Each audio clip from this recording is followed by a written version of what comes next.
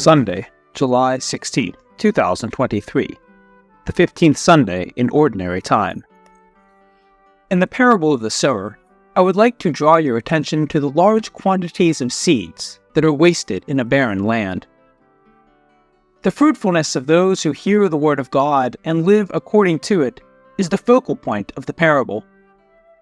However, the insistence on the waste, failure and disappointment, is also an important element. It reflects the reality of a world in which evil appears much stronger, much more efficient than good. Note also its progressive, relentless dominance.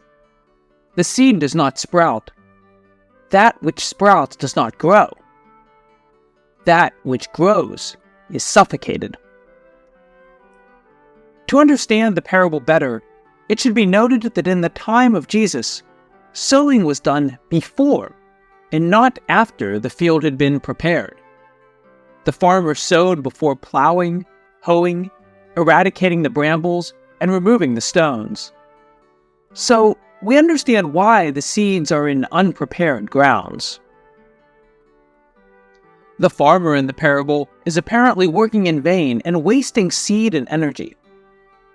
It is hard to believe that, in a field reduced to that state, something can sprout.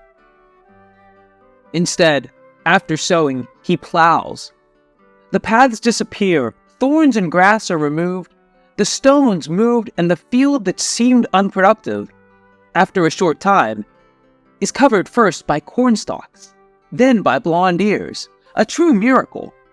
His word gives abundant fruits because it has in itself an irresistible force of life.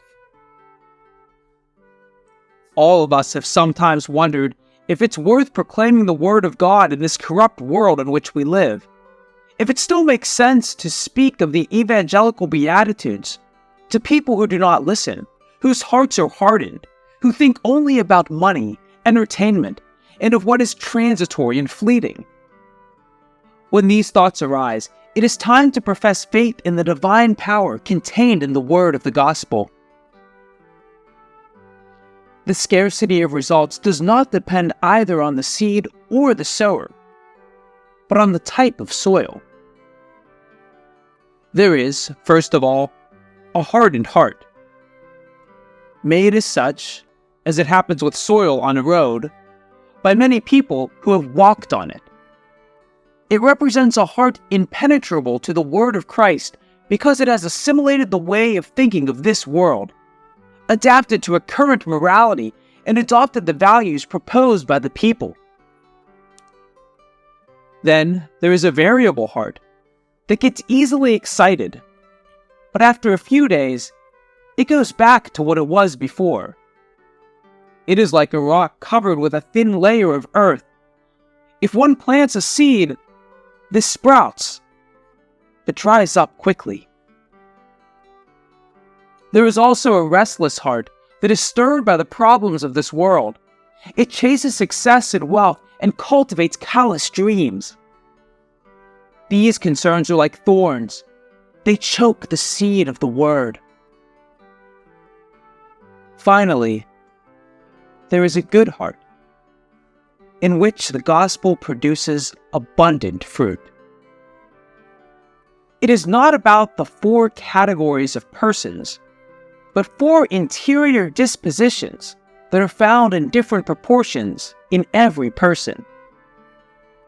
It is useless that the evangelist, to launch the precious seed of the word, waits to find the ideal terrain, that which is perfectly fertile. Good soil, thorns, rocks, and arid soil will always be together. For the disciples, it will become a stimulus for a more abundant sowing.